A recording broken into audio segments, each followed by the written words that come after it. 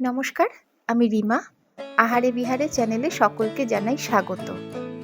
আজ আমি তোমাদের জন্য নিয়ে এসেছি খুবই সিম্পল কিন্তু দুর্দান্ত স্বাদের একটি রেসিপি। রেসিপিটি কিছুই না, বরবটি বাটা বা বরবটি ভর্তা, যাই বলো। কিন্তু বরবটি ভর্তা বা বরবটি বাটা যেটাই বলো না কেন, এটা একেবারেই ভিন্ন স্বাদের। কেন সেই ভিন্ন স্বাদ হয়েছে? তাহলে চলো দেখে নেওয়া যাক আমার আজকের ভিডিওতে। রেসিপিটি বানানোর জন্য 250 গ্রাম বরবটিকে লম্বা লম্বা করে কেটে নিয়েছি এবং খুব ভালো করে ধুয়ে নেওয়াও আছে। প্রথমে বরবটিগুলো একটু ভাপ দিয়ে নেব। কিভাবে ভাপ দেব? তার জন্য গ্যাসে বসিয়ে দিয়েছি কড়াইতে দিয়ে দিচ্ছি জল। এখানে প্রায় 2 থেকে 2.5 গ্লাসের মতন জল দিলাম। আঁচ কিন্তু লো টু মিডিয়ামে রাখতে হবে। এবার এই জল শুদ্ধ কড়াইয়ের উপর বসিয়ে দিচ্ছি একটা ঝাঁঝরি টাইপের বাসন। এবার এই বাসনের মধ্যে দিয়ে দিচ্ছি বরবটি। কাঁচা বরবটি বা জলে সেদ্ধ করে নিয়ে বরবটি দিলে রান্না করতে কিন্তু অনেকটাই সময় লাগবে। কিন্তু তুমি যদি একটু ঢাকা দিয়ে ঠিক যেভাবে আমি করছি ভাপ দিয়ে নাও, তাহলে নরম হবে কিন্তু জলজলে হবে না। কারণ যে কোনো বাটাতে জলীয় ভাব থাকলে মোটেই খেতে ভালো লাগে না। দিয়ে দিচ্ছি কিছুক্ষণের জন্য ঢাকনা। প্রায় 10 মিনিট বাদে আমি ঢাকনা খুলছি। একটা চামচের সাহায্যে নেড়ে দেখে নিচ্ছি কতটা নরম হলো। গ্যাস বন্ধ করলাম।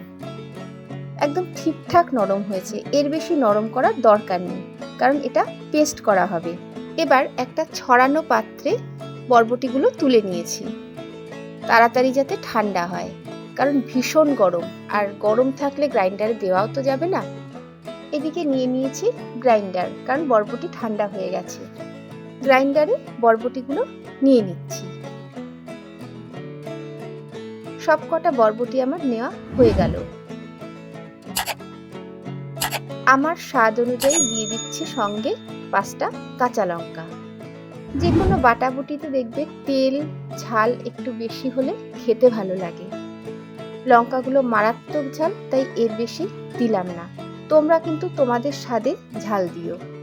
এবার একটা পেস্ট বানিয়ে নিয়ে ফেরত আসছি। পেস্ট বানানো হয়ে গেছে। গ্রাইন্ডার থেকে একটা পাত্রে বাটাটা নিয়ে নিয়েছি।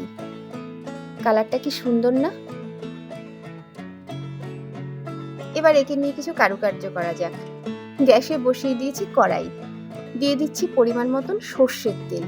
এই রান্নাটা সর্ষের তেলেই করবে। এবং শুরুর দিকে বলেছি যে কোনো বাটাবুটিতে তেল এবং ঝাল একটু বেশি দিলে খেতে কিন্তু একটু বেশিই ভালো লাগে। তাছাড়া বাটাতে একটু তেল না দিলে কড়াইতে আটকে যাওয়ারও চান্স থাকে, সাইডগুলো পুড়ে যায়।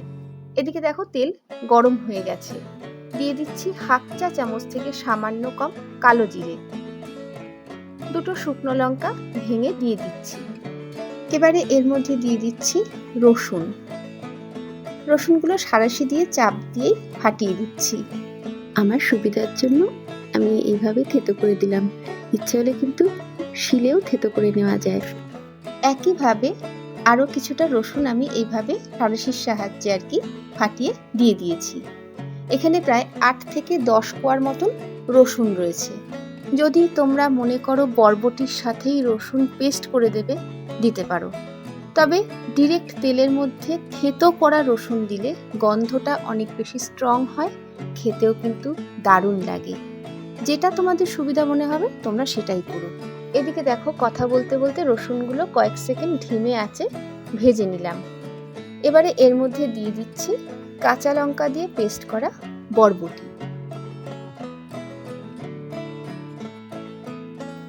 খুব ভালো করে একসাথে এবার কষিয়ে নিতে হবে। ততক্ষণই কষাতে হবে যতক্ষণ না একটা মন্ড টাইপের হয়ে আসে। আঁচ কিন্তু এবার লো টু মিডিয়ামে রাখতে হবে, বাড়ানো চলবে না। এটা যা খেতে হয় না, অর্ধেক ভাত খাওয়া হয়ে যায়, জানো তো। যারা খেয়েছো তারা তো জানোই, আর যারা খাবে তারা টের পাবে। আরও একটা ইনগ্রিডিয়েন্টস এর মধ্যে অ্যাড হবে, যার জন্য স্বাদটা একেবারেই ডিফারেন্ট এবং দুর্দান্ত স্বাদই বলা যায় হয়ে যাবে। আরও একটা কথা, এর মধ্যে হলুদ বা লঙ্কার গুঁড়ো কিন্তু একদমই দেবে না।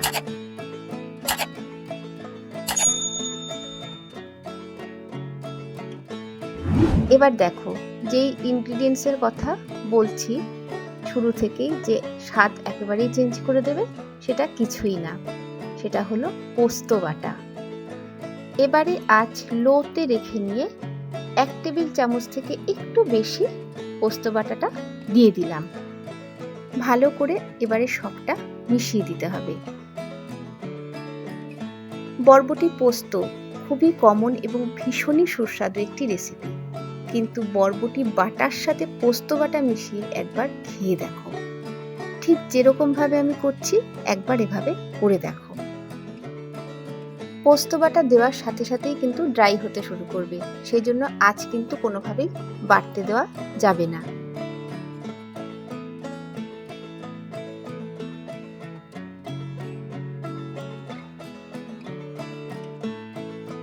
পোস্ত বাটা বরবটির সাথে খুব ভালোভাবে মেশানো হয়ে গেল। এবারে এর মধ্যে দিয়ে দিচ্ছি স্বাদ অনুযায়ী লবণ।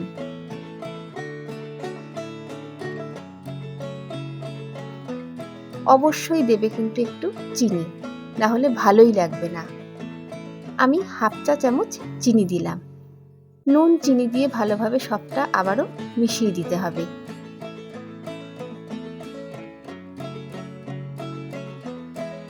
ব্যাস, সব কিছু ইনগ্রিডিয়েন্টস মেশানো কমপ্লিট, রান্নাও কমপ্লিট। গ্যাস বন্ধ করলাম।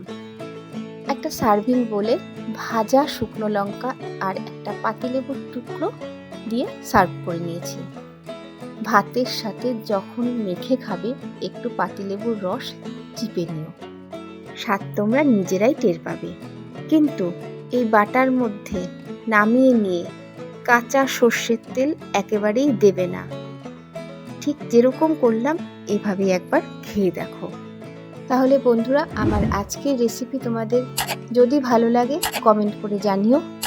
সত্যি যদি ভালো লেগে থাকে একবার এভাবে বাড়িতে ট্রাই করতে পারো। গরম ভাতে প্রথম পাতে জাস্ট জমে যাবে। আজকের মতো তাহলে ভিডিও এখানেই শেষ করছি। সবার জন্য অনেক অনেক শুভকামনা থাকলো। নমস্কার।